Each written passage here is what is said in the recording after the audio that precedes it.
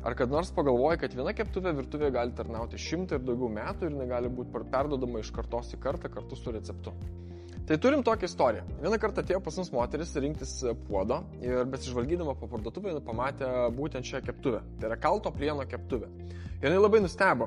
Sakė, bet palaukit, mes turim tokią pačią keptuvę, kur jinai yra perdodama iš kartos į kartą. Savim suprantama, tai nebuvo ta pati keptuvė, to paties prekinio ženklo, bet tai buvo to paties tipo keptuvė, tai yra kalto plieno keptuvė.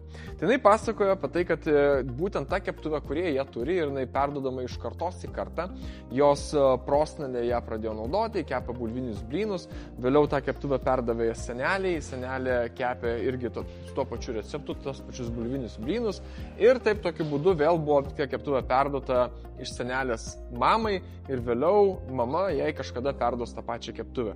Tai istorijos esmė yra tokia, kad būtent šios keptuvės, kalto plieno keptuvės, jas tarnavo labai labai ilgai, jos yra labai patvarios, jos yra neužmušamos, jas visą laiką galima atstatyti, išvalyti iki pradinės būsenos ir tokiu būdu būtent tokias keptuvės jūs turėsit labai ilgai. Tai kokiegi kalto plieno keptuvių yra privalumai? Visų pirmiausia yra tai, kad jos ganėtinai universalios. Jos savo savybėmis primena ketaus keptuves, dėl to, kad jos ganėtinai sunkios, jose galima drąsiai kepti steikus, bet taip pat galima kepti tiesiog blynus, bulvinius, ar tai gali būti paprasčiausi blynai, kiaušinienė ir panašiai. Tai reikia šiek tiek aliejaus ir tada keptuvė tampa visiškai nelimpanti.